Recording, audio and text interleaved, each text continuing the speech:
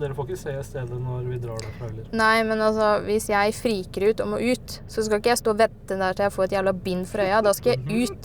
Ja, men det mener jeg. Det må jeg stole på at jeg faktisk får lov til å komme ut. Ja, du kommer ut. Ja, men jeg skal ikke måtte stå og vente på at noen skal komme og hente meg og sette bind på øya mine. Jeg driter jo som lokasjonen ser ut. Jeg vil bare ut. Hva er det som går gjennom hodet ditt nå, Jenny? Jeg har ikke lyst til å snakke med deg en gang. Det går gjennom hodet mitt.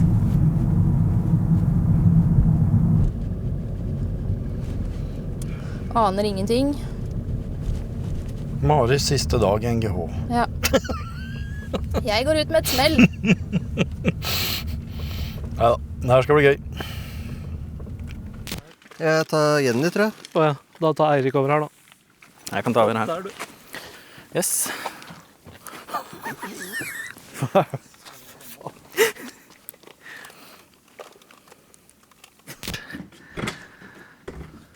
Sånn, ja. Her høres ikke bra ut. Sånn, da... Det lukta sånn gammelt. Og så det trinn. Og så det sånn dum trinn. Og så skal vi bare nedover her. Det litt ruglete. Oh my god, hva det jeg skal på nå? Her kommer det en litt trangere dør. Rett fram nå det... Kommer du snart? Der, ja. Oi. Det var... Hæ? Bare gå inn den trange døra på venstre siden her. Hva i helvete? Sånn, og så skal jeg bare sjekke at det greit foran deg. Ja, det clear.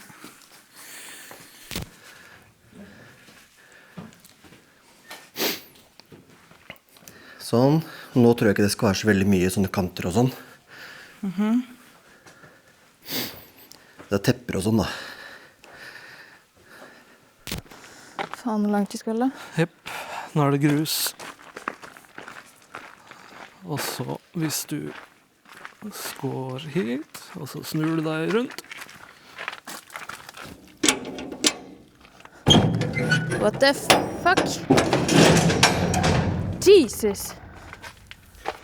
Nå, Jenny. Nå kan du ta av deg binda. Jeg vet ikke om jeg vil. Tenker det like greit, jeg har ingen plass jeg kan gå. Jeg følte at det var tryggere med bind. Ja, for da kan ikke jeg gå noen plass. Du kan godt stå der. Nå skal jeg bare vente. Ja, jeg sier det bra.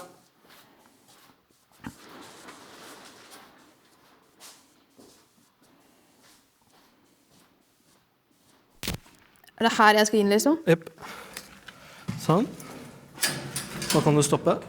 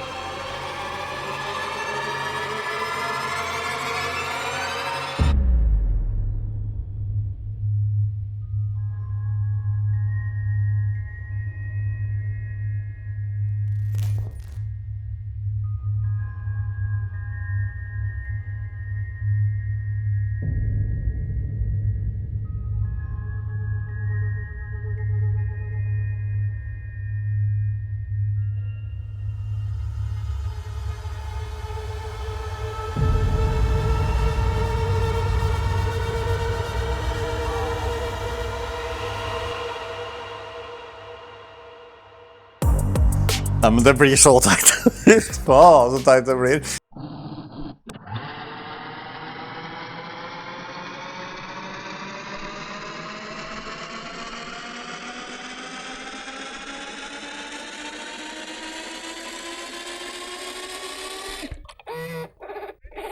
Hva skjer etter disse 4 oppdragene?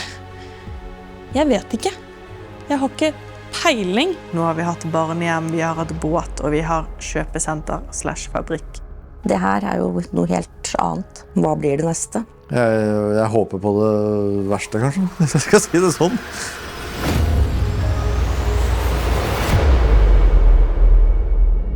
Will you forgive me all of my fears? See through my scars at once and my false beliefs. To me you're not roses, and I don't need your songs. Just be my escape and help me break these walls. No, won't you let me break these walls? Reflections projecting my flaws. They're floating back and making me cold. And those who don't try never know.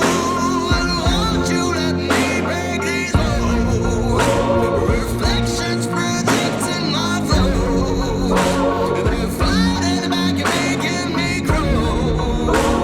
And those who don't try never know.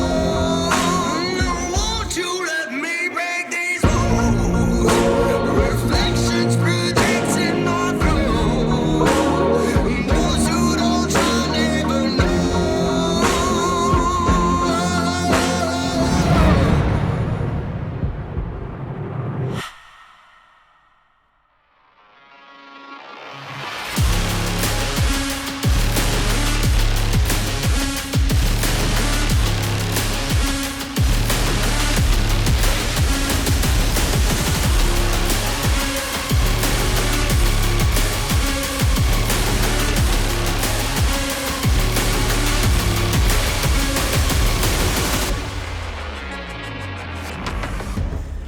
Ut av bilene går vi, og der står du, like forvirret som alle andre. Hvor skal vi? Hvor skal vi? Hvor skal vi? Ja, vi samlet her i dag, utenfor Shell. Men det ikke her vi skal være, altså. Det går fint. Det ikke her vi skal være.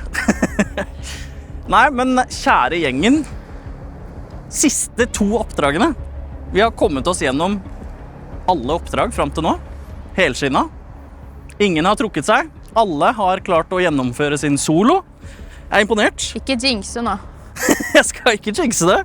Jeg kan si såpass at dette blir krevende. Så det bare å stålsette seg. Jeg skal ikke avsløre hvor vi skal. Dere skal rett og slett bare få lov til å følge en bil uten å vite noen ting. Så det bare å følge den bilen til dere får videre beskjed. Men dere klare for de 2 siste oppdragene? Ja! Veldig klar. Nice. Nei, men da tenker jeg vi kjører, og så Ser vi hvor vi havner? Let's go. let's go! Let's go!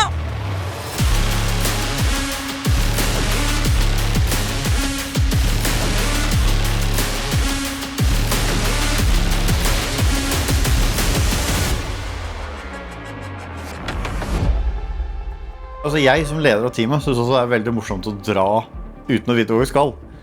Så de siste oppdragene, jeg ante jo ingenting. Vi skulle bare følge etter den som kjørte først. Ante egentlig ikke hvor lenge vi skulle kjøre, eller vi hadde en viss indikasjon på at det under 10 timer, var vel det som vi liksom hadde å gå etter. Det kunne jo vært i nabolaget hjemme, holdt jeg på å si. Jeg ante jo ikke. Når noen ber deg om å bare gjøre ting, og du ikke har peiling på noe, så blir du litt sånn smålig frustrert, fordi 1, du vet ikke når du får spise, du vet ikke når du får drikke, du vet ikke når du får stoppe, du vet ikke hvor langt du skal, du vet ikke hvor du skal, du vet ikke om det varmt, du vet ikke om det kaldt. Altså, du bokstavelig talt sitter der som et spørsmålstegn, og det eneste du gjør jo å se foran deg og se til sidene. Det her jeg skal? Det her jeg skal? Det her jeg skal? Og så kommer du liksom aldri fram.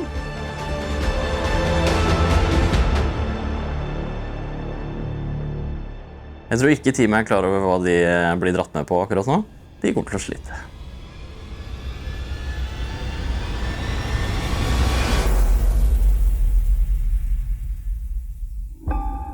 Velkommen til Sverige. Nå har vi krysset landegrenser. Var det noen som forventet at vi skulle utenlands? Ja, Egentlig. det var det, ja. Hadde følelse på Sverige i dag. Du hadde det, ja? Ja. Er dere klare for å få litt informasjon? Jopp. Ja. Sara, vær så god. Hva slags syk twist skjer nå? Enten så skal jeg rett i ilden, og han sender meg rett til helvete med en gang.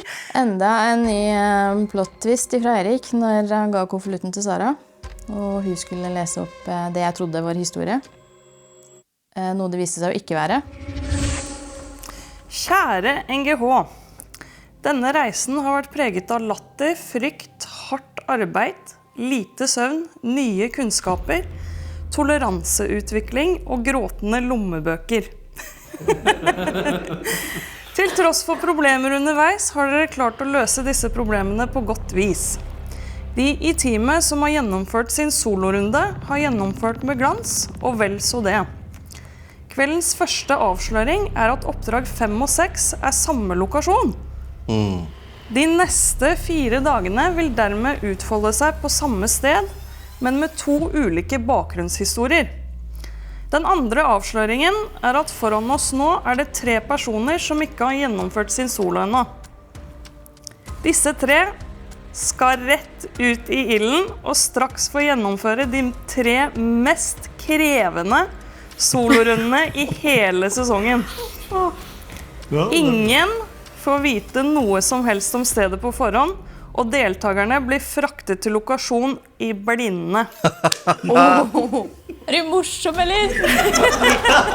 Den så jeg ikke komme i det hele tatt. Jeg hatet Eirik et lite øyeblikk der. Kjenner jeg blir bare kjempesint, fordi at jeg følte nå var alt ødelagt. Altså, det kunne jo ikke vært så mye verre, egentlig. Nei, jeg er ikke ferdig. Den eneste informasjonen som gis på forhånd er velkommen til verdens største horrorhouse. Oh my god. Ok. Jeg er så glad jeg er ferdig med det. Jeg vet ikke helt om Nei, jeg men er venner etterpå, Eirik. Nei, men jeg tror faktisk det blir dritkult. For jeg hadde håpet på at det skal være ille, liksom. Det høres ut som det blir en utfordring. Og Ja, det blir det. men jeg tror det blir kult. Jeg tror ikke det blir så mye søvn i natt. Jo. Jeg tror, altså for å si det sånn, hvis det er noen som ikke overlever denne turen, så tror jeg det er Eirik. Ja, det er vel meg det går utover det her. Nei, det blir gøy. Yes. Nei, men da tenker jeg vi kjører i gang, og så ønsker jeg dere lykke til.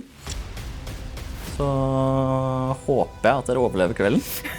Jeg vet med meg selv at hvis jeg hadde blitt valgt ut til det her, så hadde jeg ikke overlevd. Takk for den. Vær så god. Mari blir mer og mer fornøyd her. Ja. Nei, lykke til alle sammen, og så kjører vi i gang. Det gjør vi.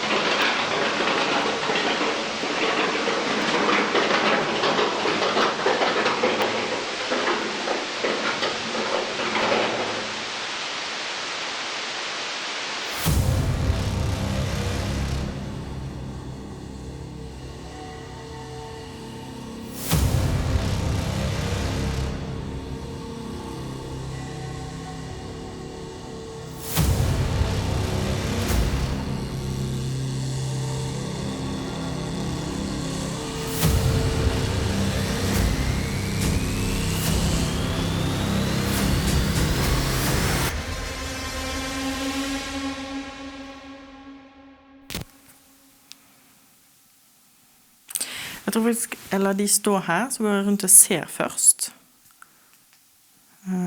Da må jeg ha litt lys. Det ser ikke helt frisk ut. Det var lyd. Koselig.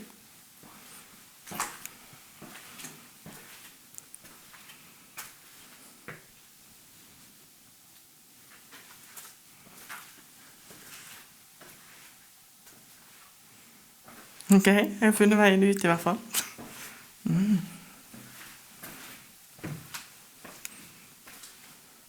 Eller ikke. Da ligger det flere sånne duster.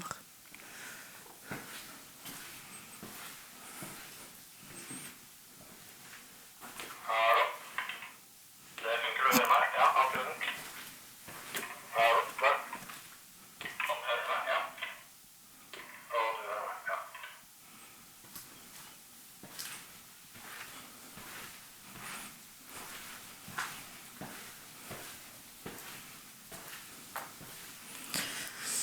Ja. Da er vel Geir på plass. Spørs det vel om Mari er på plass. Dritt.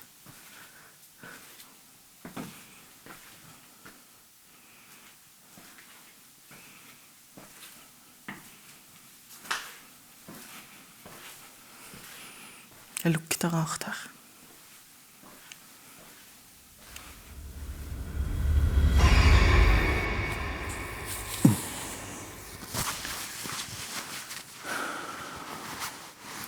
Ok.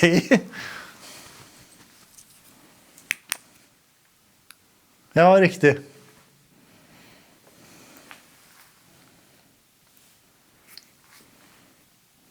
Ja, det var det jeg regnet med, ja. Det er rigget som et skrekk... Ok, det her er nice, det her er nice.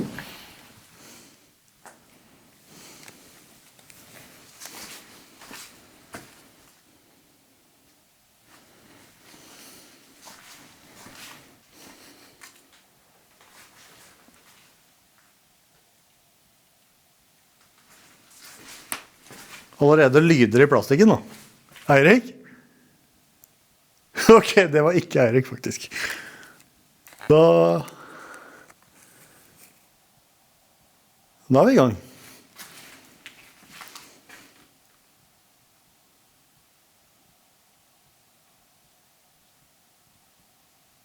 Det var seriøst lyder i den plastikken. Ok, jeg tror Erik sa jeg skulle vente her til han kom tilbake, men...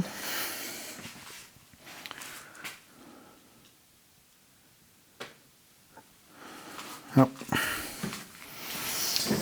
Da venter vi litt.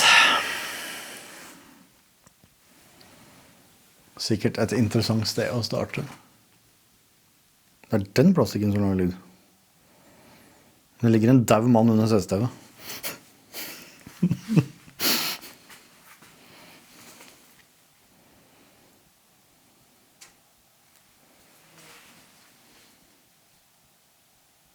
Det var deg, Erik. Ok, det er lyder, og det skjer ting allerede. Det er nice. Lyd i plastikken.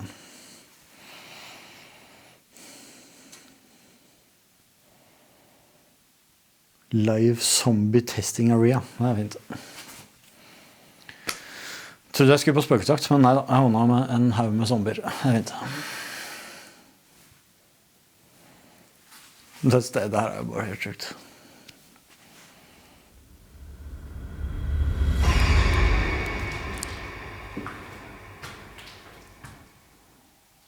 Det ligger masse rot og skrap.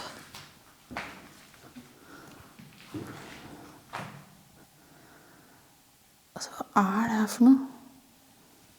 Fokuser da.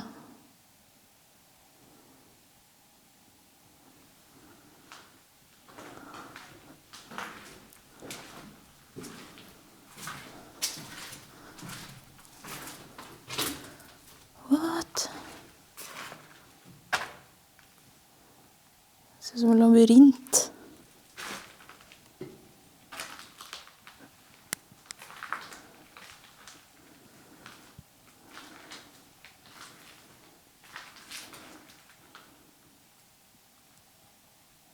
Det her må være noe lager.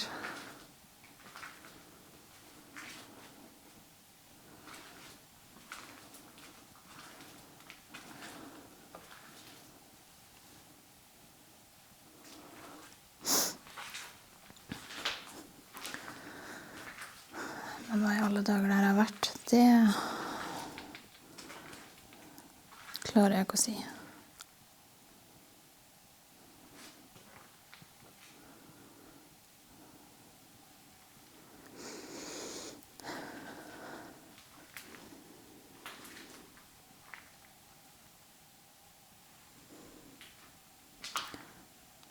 Det her er ekkelt.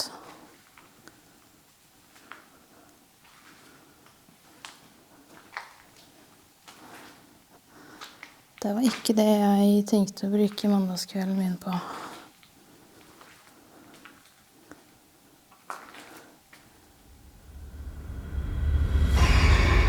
Sånn.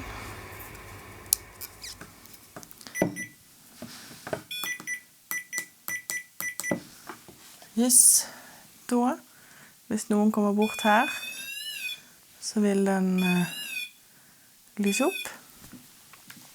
Jeg sitter her. Tenker faktisk vi prøver å ta av lyset. Skal sitte helt i mørket. Så vi ser hvor lenge det går.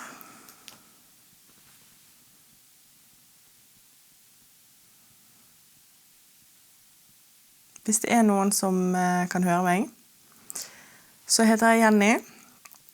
Jeg er på besøk hos dere her i kveld, helt alene. Ute i gangen der på en stol så har jeg satt en liten svart boks. Den svarte boksen, den vil lage musikk hvis du går forbi den. Og hvis du også vil, så har jeg satt en rød boks på bordet her med meg. Og hvis du kommer bort til antennen, sånn som dette her,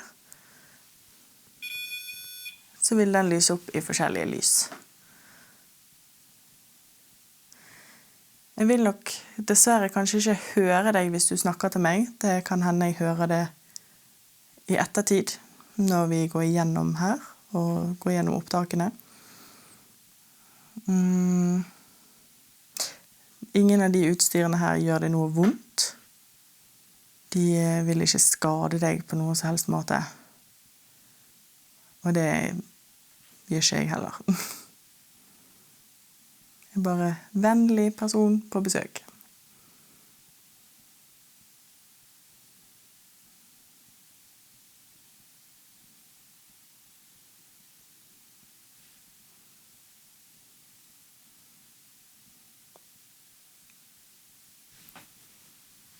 Nå kjennes det ut noen vinduer her en gang. Ok. Den får stå der. Den står der. Vi ser. Den er faktisk så nærmest for at den skal gå av.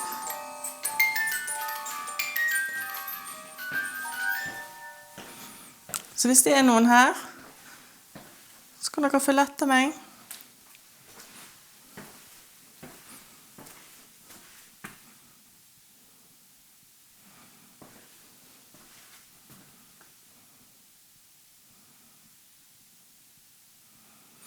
Jeg liker ikke det at det ikke går an å se ut.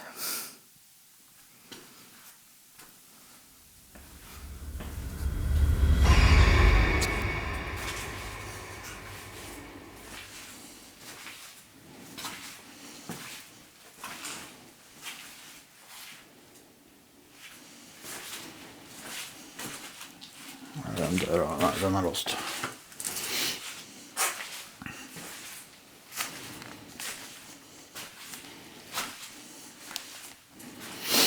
Ok.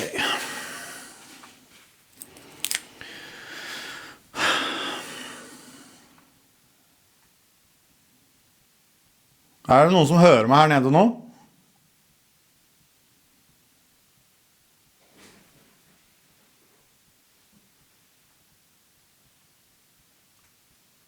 Ok.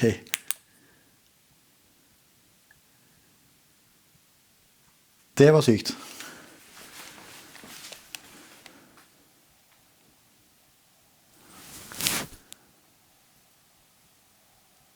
Jeg må faktisk sjekke om Eirik bare bekrefter at det ingen her nede nå, ikke sant? Jeg bekrefter at ingen nede med deg, nei. Ja, greit. Det hørtes ut som noen gikk gjennom plastikk her, for å si det sånn, rett bak meg. Ok.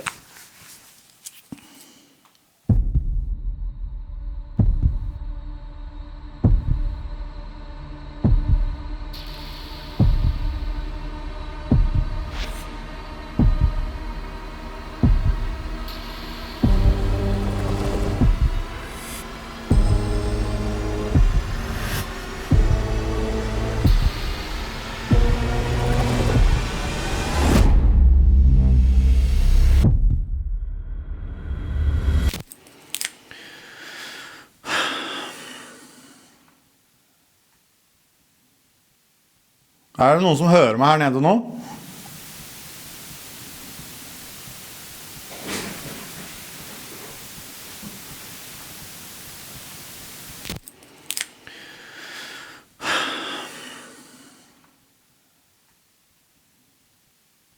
Det noen som hører meg her nede nå?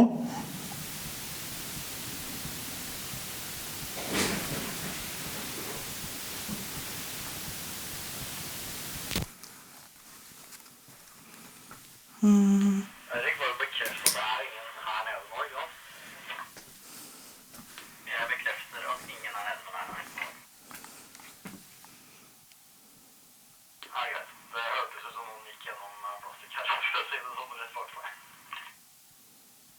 Du helt alene. Da skjer det tydeligvis ting hos Geir, da. Like greit. Det hørtes nærme ut da. Jeg vet ikke.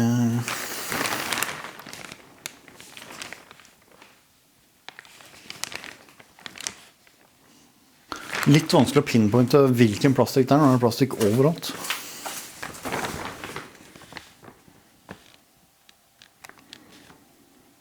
Og så om man flytter på seg etter at jeg har gått igjennom, det også vanskelig å si.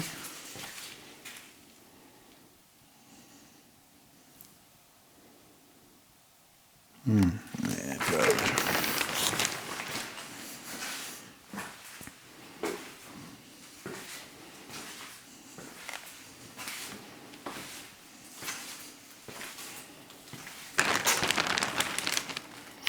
Ja, spesiell lukt, ja.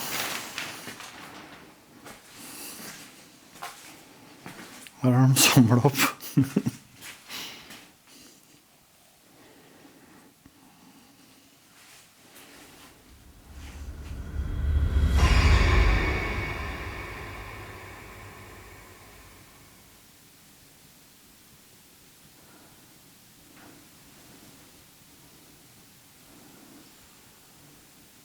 En del rare lyder her, men jeg vet ikke om det naturlige lyder. Det her virker som sånn, det ser ut som noen slags container, så det sikkert en del metalllyder.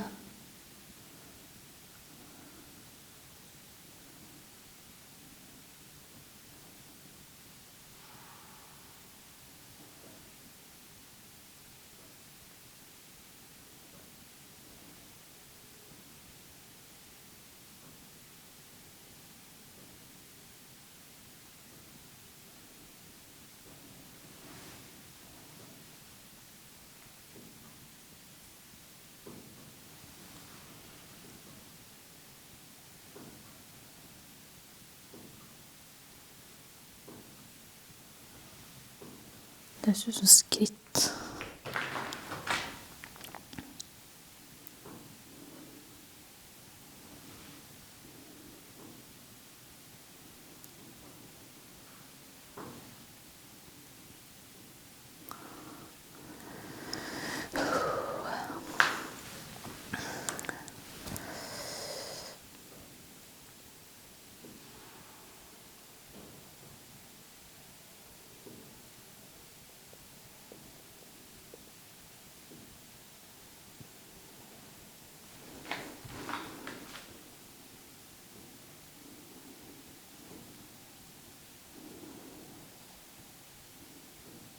ikke noe gøy.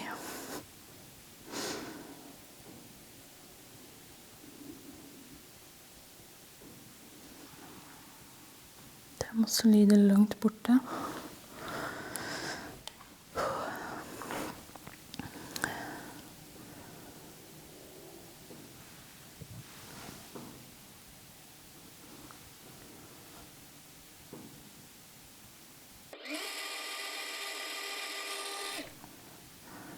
Det er sikkert en veldig kjedelig solo å følge med på.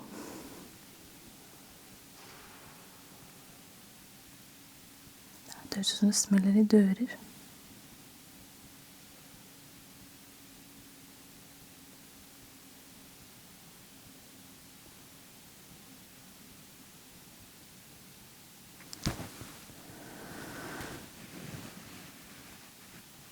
Jeg synes jeg er skritt.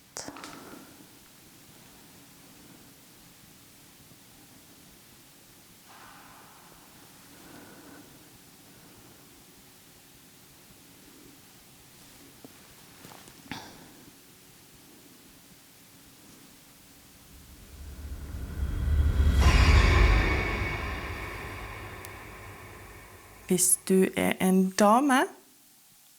Oi. What the fuck var det? Det var kvinnelig. Men er det ekko fra min egen stemme? Hvis du er en dame... Hallo? Dame? Nei, det kommer ikke samme ekko. Hallo?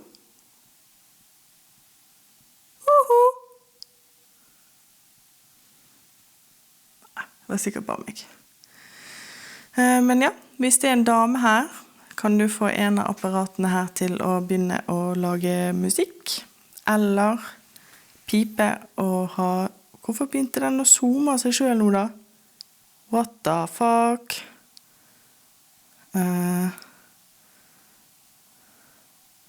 Hånden min er jo ikke... Altså, zoomingen... CCTV er her oppe. Og som du ser, så er fingrene mine her. Og kameraet begynte å zoome av seg selv. Jeg vet ikke hvor mye CCTV ser da. Men sånn holder jeg i hvert fall... Jeg synes du er der nede, det kameraet som er foran deg nå, gidder du å peke det litt lenger ut fra veggen, for nå er det veldig mye vegg. Men ja, det var litt spesielt.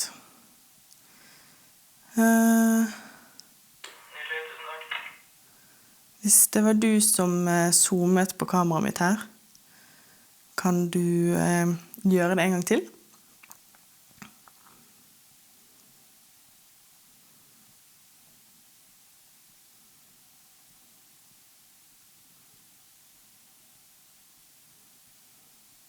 Nei.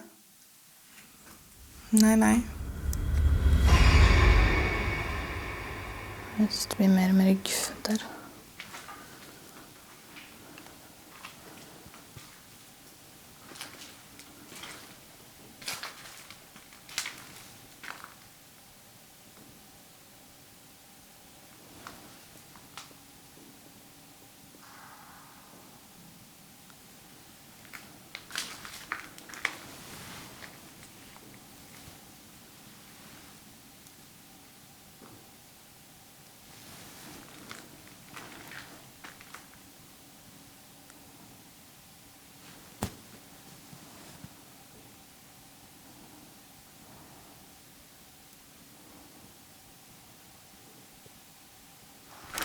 Å, fy faen, det er så skritt. Åh, Jesus! Jeg klarer ikke mer. Jeg klarer seriøst ikke mer. Åh. Jeg vet ikke om det var den der hvor det høres ut som noe dør som blir lukket inn, eller sånn type metallyd. Og så kom det på en måte en sånn subbelyd og noe skritt, og så kom det noen lyder i tillegg til det igjen, som var ganske nærme i forhold til hva det var, og da kjente jeg på at nei, jeg klarer ikke. Kan du lage en høy lyd der du er? Jeg og Jenny, kan dere høre meg? Ja. Ja. Dere har nå gjennomført deres solo og blir hentet ned til HQ. Ok.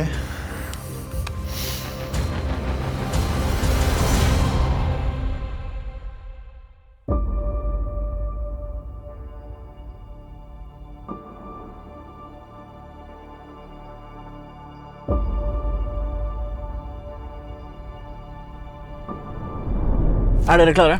Ja. Jepp. Har dere noen forventninger? Store. Jeg tror, ja. Jeg tror det er et stort, veldig stort sted. Ja. Jeg er bare veldig spent på, Ja. på hva dette her egentlig er.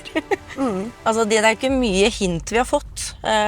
Nei. Men de små hintene vi har fått, er litt sånn, hva i alle dager er det her? Man blir litt forvirret. Men jeg trenger veidireksjoner, for jeg vet Venstre. jo ikke hvor jeg skal. Hvis det nå er det jeg tror det er, så kommer jeg til å mest sannsynlig trenge bleier. Ja, da skal vi kjøre til location for første gang i dagslys. Jeg ble jo kjørt dit med bind for øynene i går, så jeg vet jo fortsatt ikke hvordan det ser ut på utsiden. Jeg har jo bare sett en etasje på innsiden, og HQ.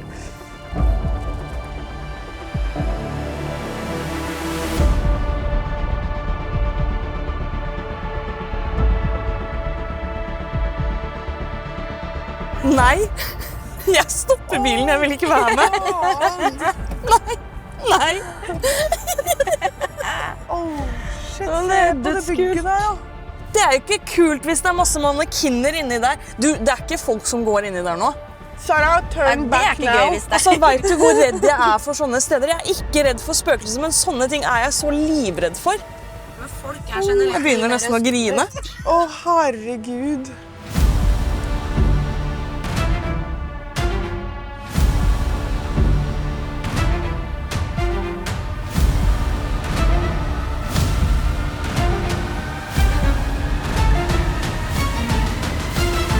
Jeg kommer til å dø.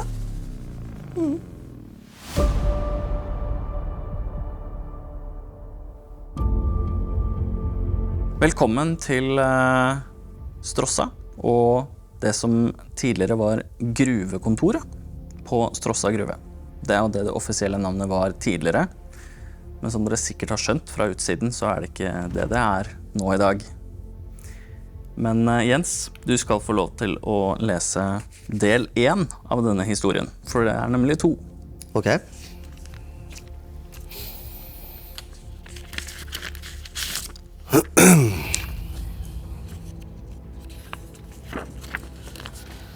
Da befinner vi oss på Strossa gruve.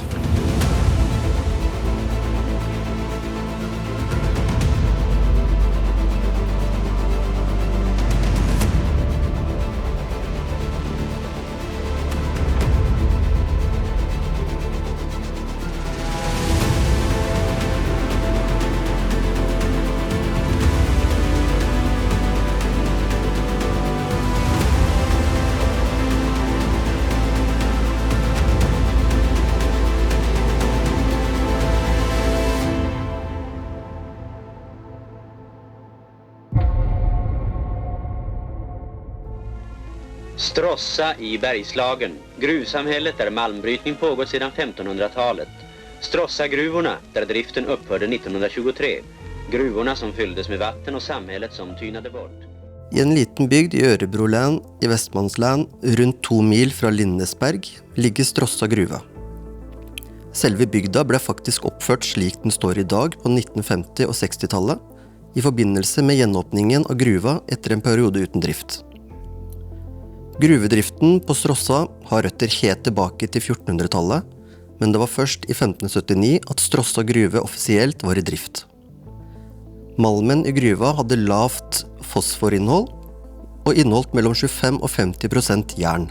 I mange år var det gruvearbeidere som tok seg av driften. Blant dem var den kjente gruvemor Maria Olsdotter, som ble kalt Sveriges første kvinnelige gruvfogd, alltså arbeidsleder. Hon gifte sig med han som var gruvfogde här i Strossa. Och de fick 8 barn tror jag, ett av dem överlevde vid vuxen ålder. Men hon blev änkare tidigt och då tog hon över makens roll som gruvfogde i gruvan. Och det hade hon till sin död sen, hon blev 92 år. Hon var väldigt gudfruktig och dessutom var hon jaktintresserad så hon sköt björn och allt möjligt. En riktig sån där karlakvinna kan man kanske säga. Och det religiösa gjorde att gruvarbetarna var tvungna att gå i gruvkyrkan innan de fick åka ner och jobba i gruvan. Och de som inte gjorde det, då körde de ner gruvhissen ända ner i vattnet så de blev nästan dränkta som straff, sägs det.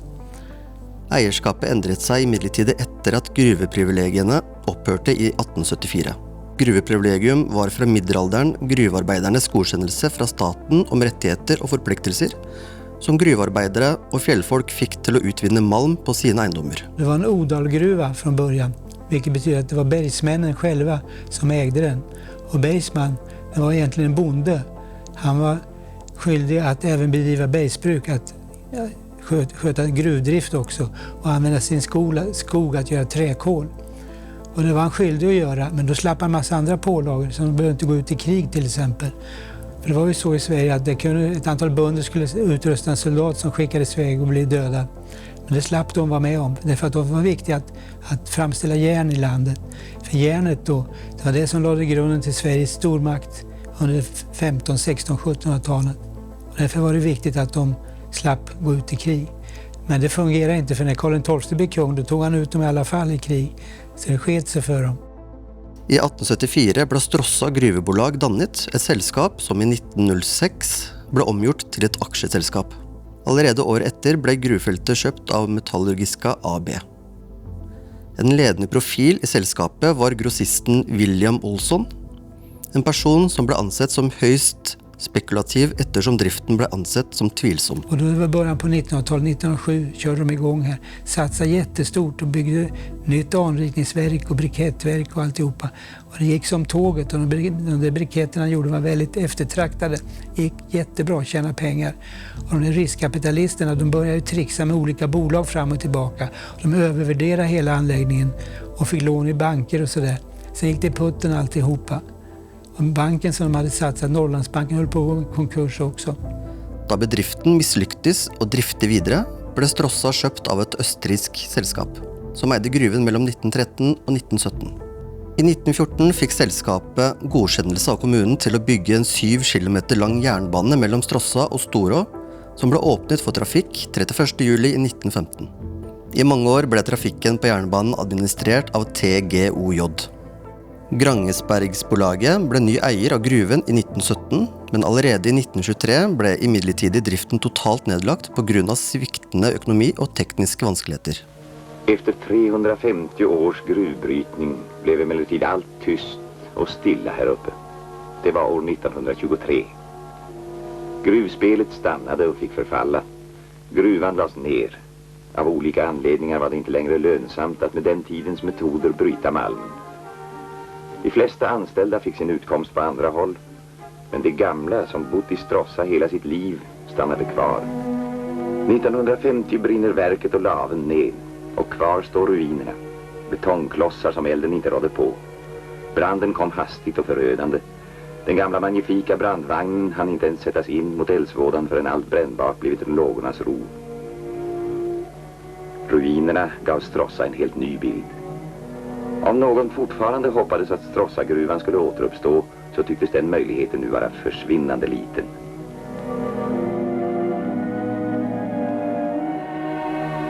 En dag 1955 kommer budskapet till Stråssa. Grängesbergsbolaget har efter flera års förberedelser beslutat återuppta gruvdriften. Än en gång ska gruvan bli centrum. På kontoret tar man itu med de nya planerna. Ett nytt samhälle ska byggas, nya bostadshus, nytt kontor, nya gruvbyggnader, skolor, vattenverk, reningsverk, ja allt som hör till ett modernt samhälle. Då byggde man upp den anläggningen som man kan se rester av nu här. Och den körde igång 59. Och den var i drift och det gick som tåget och jättebra, för man gjorde kulsinter, små kulor istället för sådana här briketter utav det.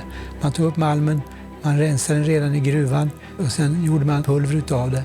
Och sen gjorde man små kulor som innehöll 70-80% järn som gick ner till Oxelösunds järnverk och exporterades över hela världen också, framförallt Tyskland och Polen. Och det var jättebra när man skulle göra specialstål, just det här kulsintret från Stråssa. Da gruvedriften omsider startet opp igjen i 1959, var det planlagt en årlig produksjon på 1,2 millioner tonn malm. Dette målet ble også nådd allerede året etter. Jernmalmen fra Stråssa var imidlertid av lav kvalitet og manglet på sikt konkurransemuligheter. I 1970-årene begynte Grängesgruppen også å gjøre det dårlig, med enkelte år som unntak. Australske og brasilianske gruver som ligger nær kysten hadde på dette tidspunktet utviklet seg til store konkurrenter, og eventyret på Stråssa er i ferd med å gå i grus. När man körde igång Stråssa då 1959 då trodde man att det fanns så mycket malm som man kunde hålla på hur länge som helst. Men det var inte det.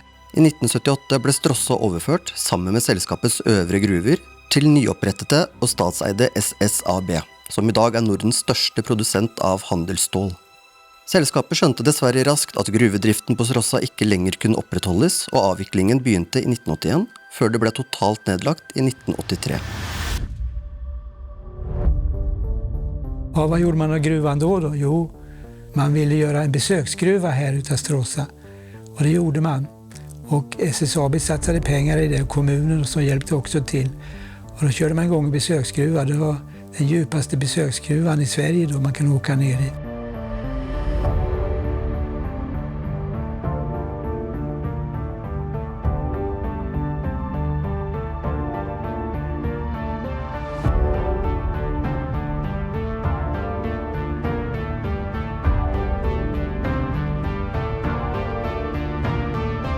Det var väldigt populärt av pensionärer och skolklasser att åka hit.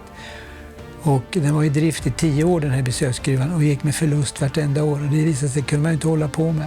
Så till slut så slutade man med den också. Och då var ju gruvans öde beseglat helt och den vattenfylldes.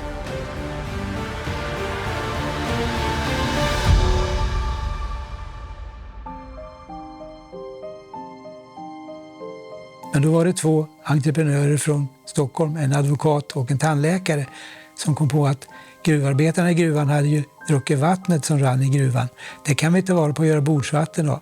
Okej, då satte de igång och storsatsade så. Skulle bygga en stor anläggning som skulle kosta 300 miljoner med flera hundra anställda och tappa gruvvattnet på flaska och sälja som bordsvatten.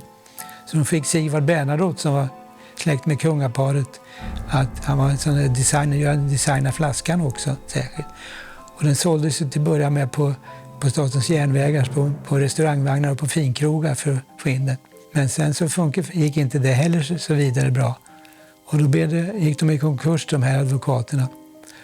Och då tog Föreningsbanken över och ville hitta någon som kunde köpa det. Och då kom kaffebolaget Löfbergs Lila i Sverige in och köpte över det hela. Och fortsatte att sälja vattnet på flaska. Det ble produsert ca. 120 000 liter i måneden. Produksjonen måtte imidlertid stoppe i 2001, da vannet inneholdt svært høye verdier av det radioaktive materialet uran.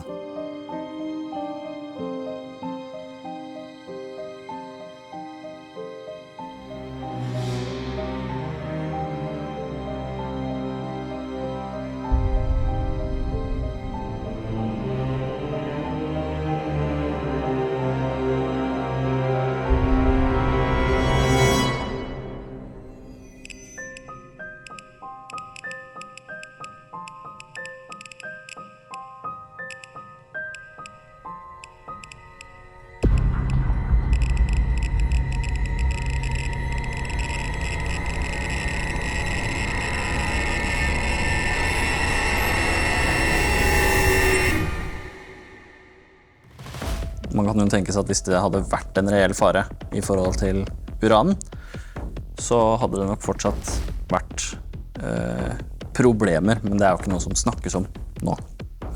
Så det var nok en hendelse som ryddet opp i, men nå skal du få del 2. Tusen takk.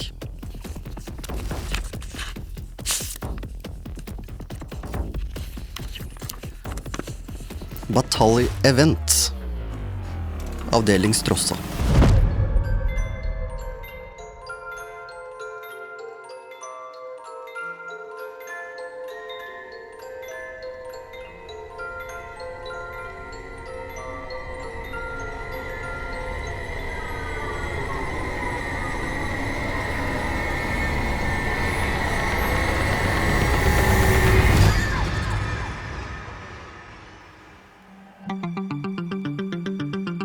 I 2009 overtok Batalj Event AB det som kaltes Sinterverket og Gruvekontoret, og tilbyr i dag mange ulike arrangementer innenfor skrekksjangeren.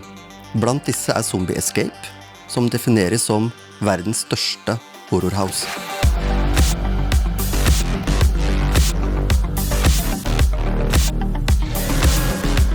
Dette utføres med skuespillere som får selv den minst skvettende i gruppa til å kjenne adrenalin i kroppen.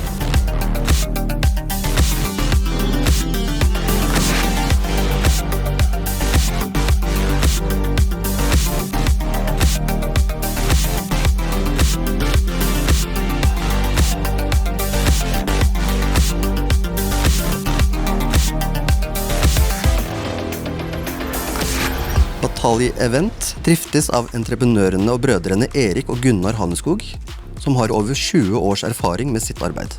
I tillegg til de faste arrangementene tilbyr de også skreddersydde opplegg for de som virkelig ønsker noe helt utenom det vanlige, og holder også arrangementer i andre deler av Sverige. Bygningene har også blitt brukt i større TV-produksjoner, hvor blant annet Hide and Seek sesong 3 brukte gruva i Stråssa som sin kulisse. Viaplay-serien Dystopia spilte også inn mange av scenene på områdene.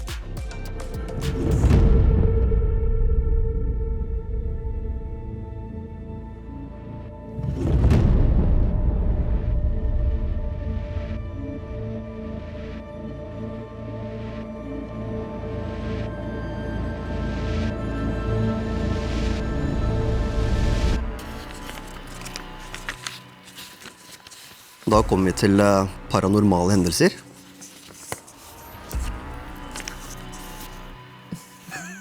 Det var ingen.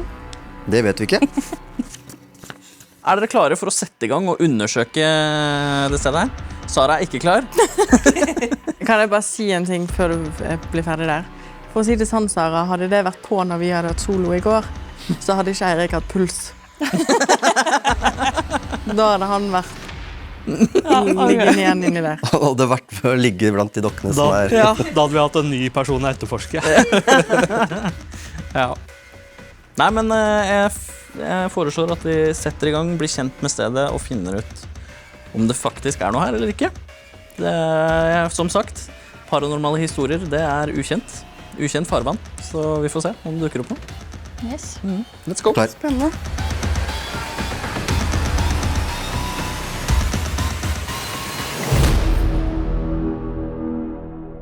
Jeg kan jo si at vi tenkte vi skulle begynne i andre etasje, fordi Geir og jeg satt alene nede på HQ, altså etasjen under. Vi trodde det var noen som drev og rigga til intervju, for det var altså masse romsteringslyder som kom ovenifra. Og så kom de tilbake, og da hadde de vært under oss.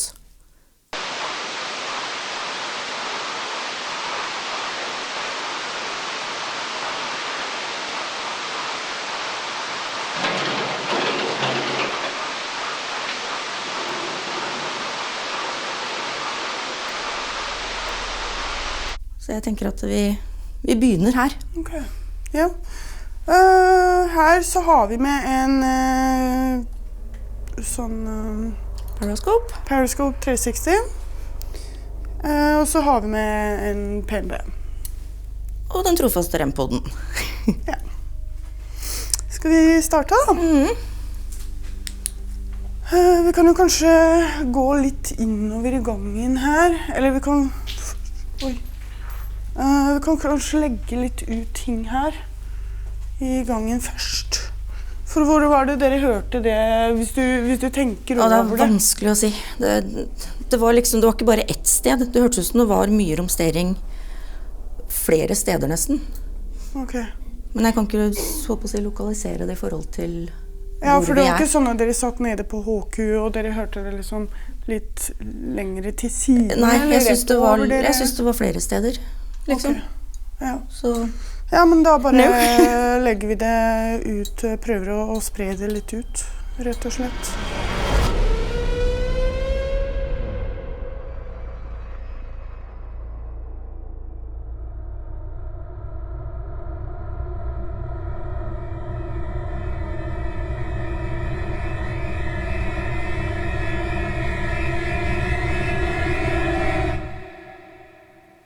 Kan du lage en bankelyd der du er?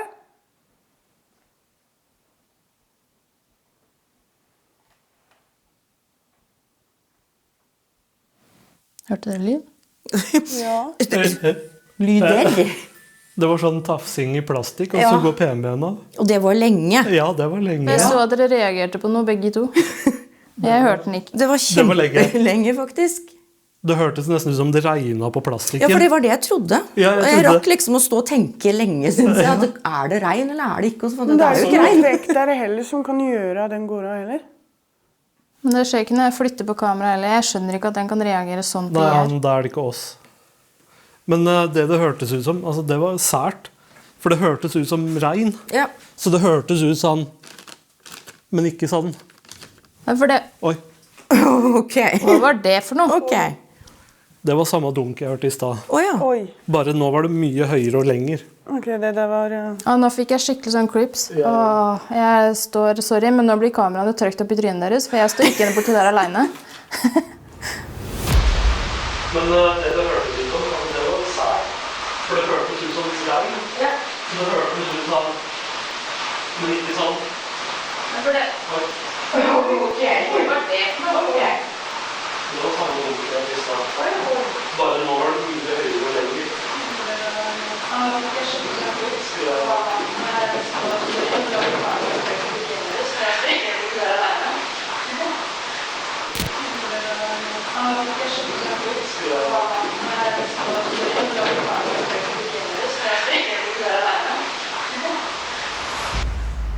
Så det er du som lagde den dunkelyden som vi akkurat hørte. Jeg føler at det er noen som står der inne og ser på meg. Der? Ja.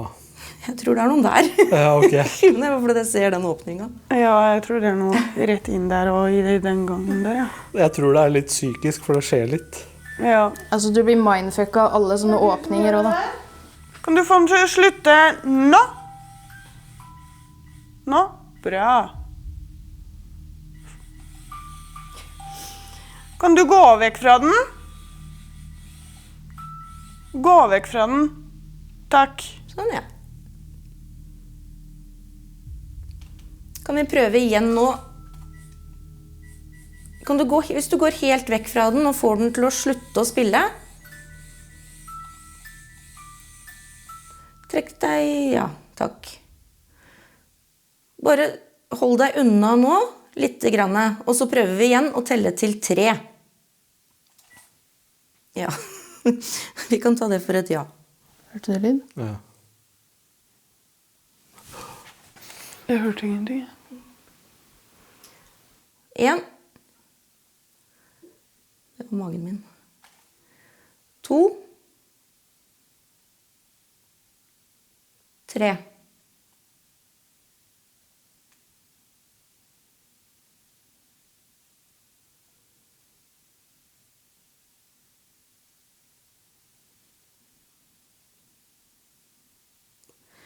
Trykk i huet.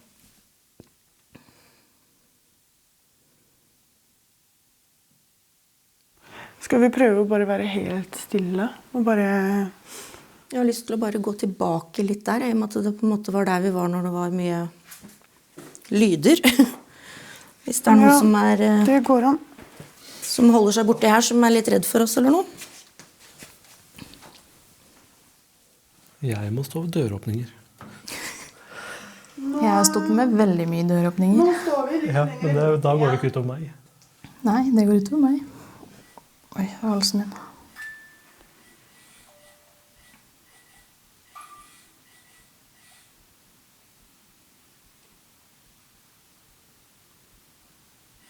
Kan du... Oi, hørte du det? Det var et dunk. Det hørte jeg ikke.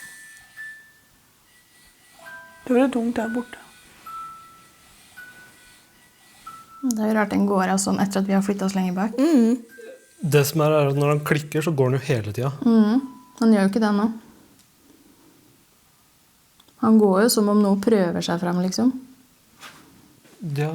Hva var den lyden? Kan det være meg? Jeg flyttet på meg. What the fuck? Å, fy faen. Sorry.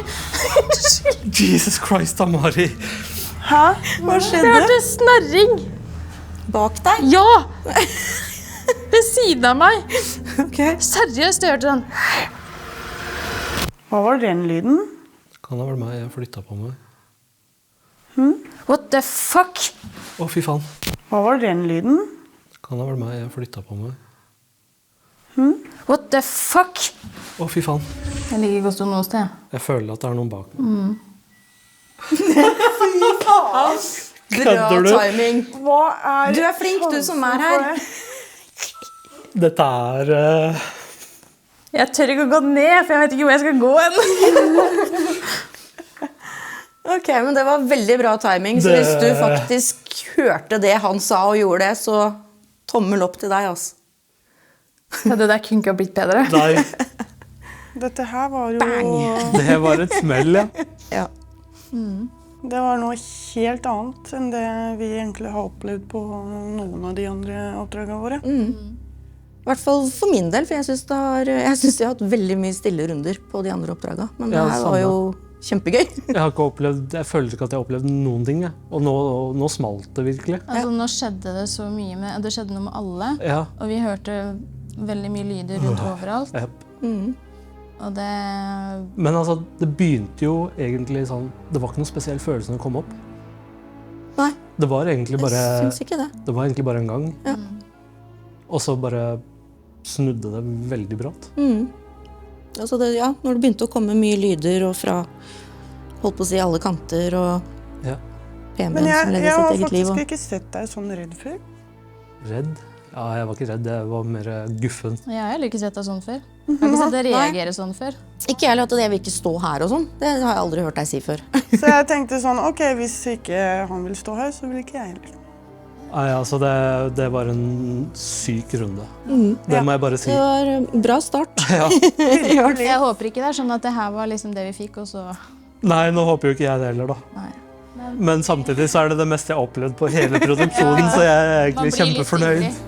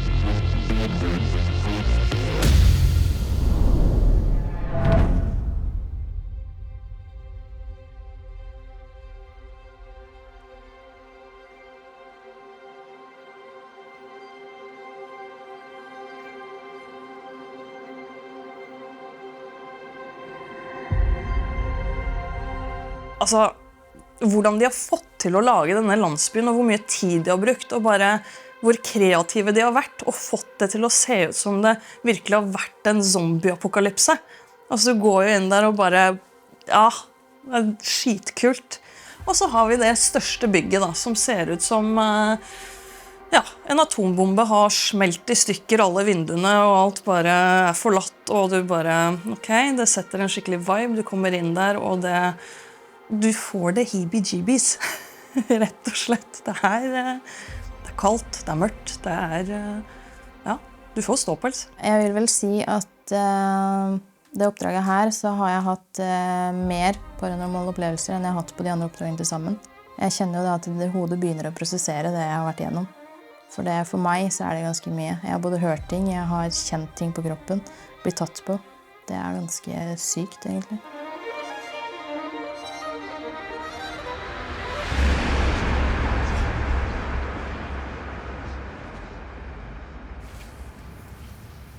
Ja, det åpent og lyst her da, men vi kan jo prøve.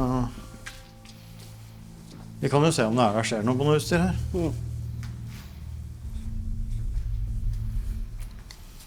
Vi prøver. Jeg tror vi bare må se litt bort fra lyd. For her det veldig mye lyd. Da jeg tror ikke jeg trenger. Ja, den trenger du ikke å bruke nå, for å si det. Vi kan prøve flyksen og se om den oppfører seg annerledes her nå. Vi kan også bruke... Det var den vibrasjonsboksen din, eller? Nei, den pipelyden kom fra noe annet. Det var ikke noe utstyr. Den der oransje vibrasjonen-greia. Ja, den har skutt seg på. Den har en forferdelig... Grønt bak deg. Oi!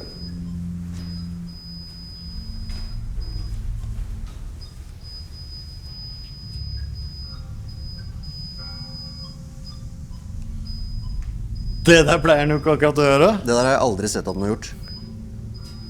Hva det han... Du har ikke så på at han ikke for sensitiv? Jo, kanskje det han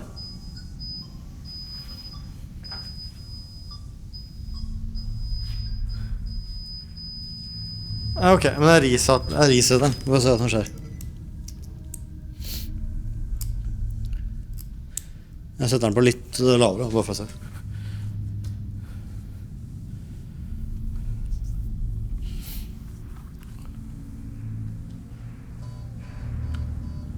Nå den ikke like sensitiv. Hvorfor blinker den grønt nå? Ja, for du har ikke på den fulleste, nå det på laveste, Nei, nå den jo ganske lavt. Der. Ja, også på begge sider. Han burde ikke blinke grønt på begge sider. Nei, han gjør det når du starter den, men han holdt det på veldig lenge rart nå. Det batt? Nei, det kan det ikke være. Han har jo ladet hele går. Ok, men da spørsmålet igjen. Reagerer den på trekk? Nei, den der skal ikke reagere på trekk. Nei, det skulle ikke motion-sensoren heller gjøre, men... Eller den reagerer på... PM-en har en dårlig... Altså, den har en... Ja, nei, motion... Altså, den... Ding-dong... Kommer ikke inn i... Ja, det Kina-grønne vet jeg ikke hva jeg gjør, men den mindre reagerer på IR-lys, i hvert fall. Ja, det kan han. Men... Men... sånn igjen. Altså...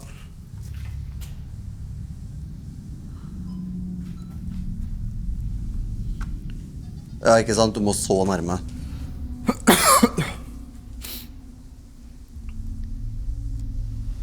Altså, det der litt sånn... Men jeg må prøve å flytte på den, da. Men han oppfører seg så sykt rart. Den slokker jo ikke heller. Den lyser konstant grønt. Ok. Nå prøver jeg å flytte opp. Skal jeg snu den? Prøv.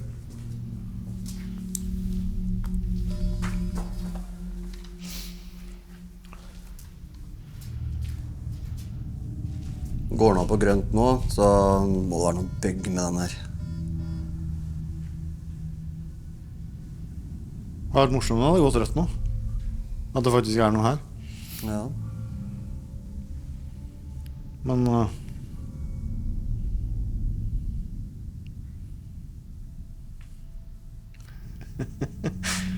ja.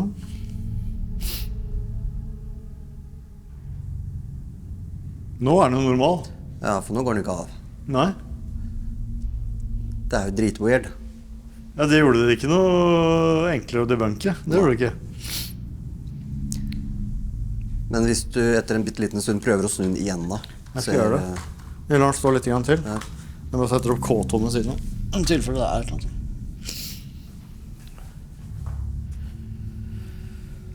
Ok, hvis det noen her oppe som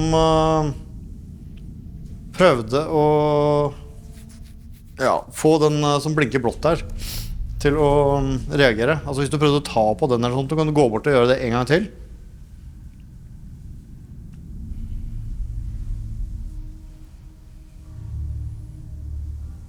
Eller hvis du ikke synes den var morsom lenger, så kan du gå over til den som er grå, den grå boksen ved siden av. Den kan du få til å lyse opp til rødt.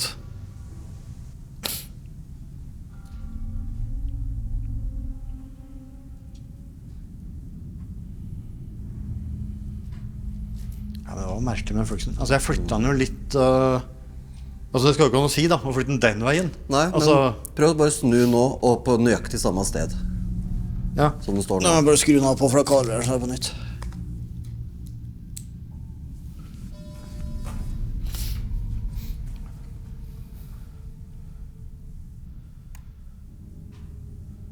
Altså, hvorfor blir den gult nå forresten? Hva faen? Ok. Det er ikke Bruno Kåton. Nei. Oi, filmet.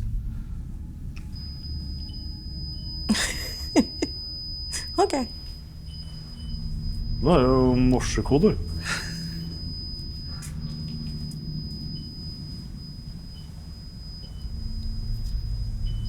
Men altså, nå er den jo helt klikk.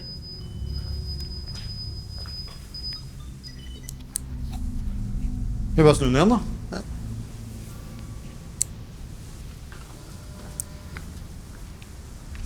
Nå blinker den grønt. I stad var det gult. Ja.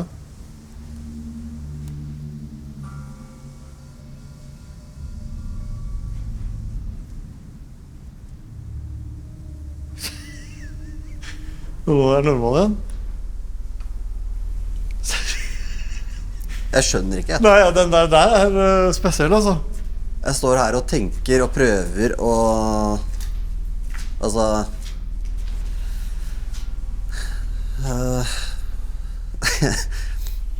Ja, nei, jeg vet ikke. Altså, hvorfor skal den ikke gi noe som helst utslag bare for å snu på den? Altså, det er jo 2 like sensorer i hver retning. Og når jeg snudde den nå sist, så reagerte jo begge. Ja. Så det spiller ingen rolle hvilken vei. Skal vi gjøre et lite eksperiment da? Snu den her klassen? Gjør det. Altså...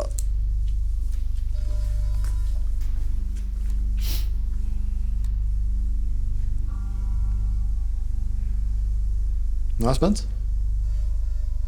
Nå blinker den hvitt. Ok. Og grønt. Er det for nærme... Ja, ja. Nå er vi i normal business. Så lenge det varer.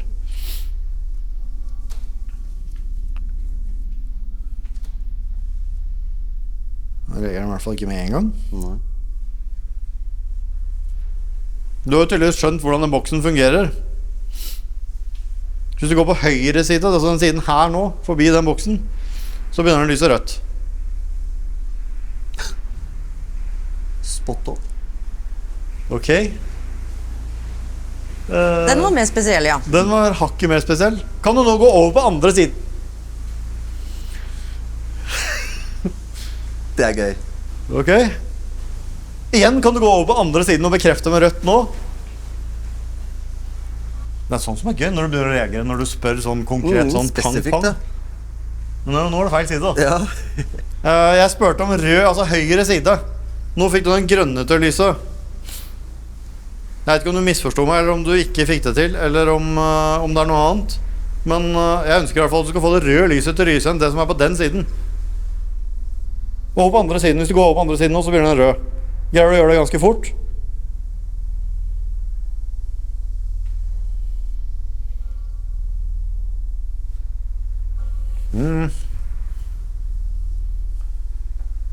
Kan du prøve å begynne på den høyre siden da, sånn at den røde lyser først, og så kan du ta den grønne etterpå.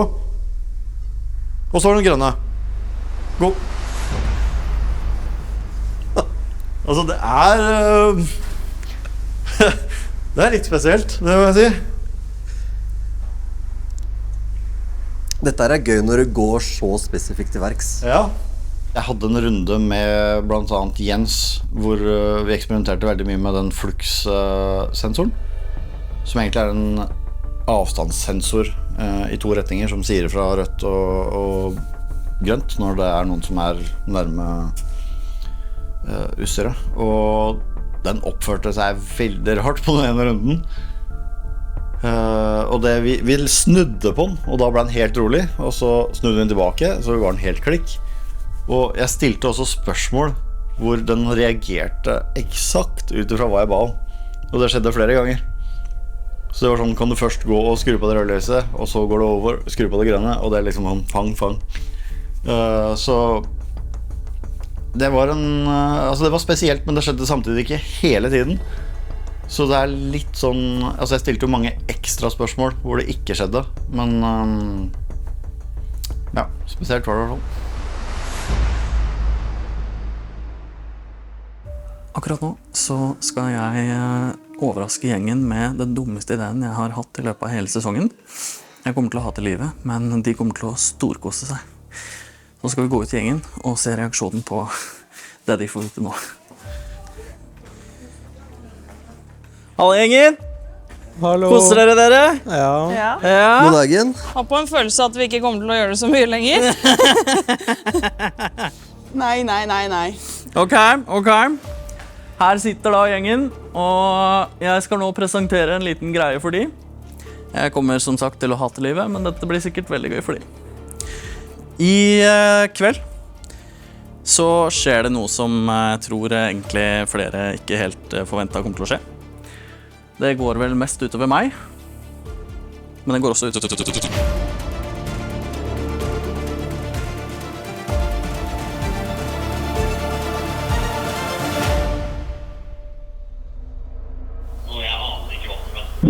Å, fy faen! Det her kan umulig være tilfeldig. Pelsen står på kroppen min.